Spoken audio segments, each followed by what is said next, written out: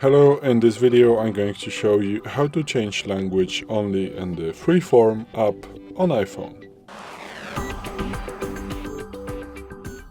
So today in front of me is the iPhone 12 with the iOS 17.5.1, but it really doesn't matter which iPhone you have or which version of the iOS you have, it is all going to work the same on every iPhone. So let's open the FreeForm right now, and now as you can see, the language is English. So now let's say I want to change it to Polish. What I want to do is to open settings, then swipe down, find FreeForm, tap on it, then go to the language and then choose any other that I want to.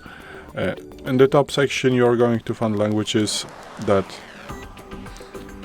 you have chosen as your internal languages of your phone.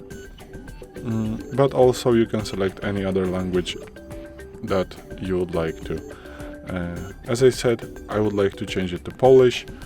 And now let's go back to the FreeForm. Let's open it, and it should be in Polish, and it is, as you can see. If you cannot understand this, I think that this works because I can you can understand it if you can read Polish, but if you cannot read Polish, you still cannot understand it.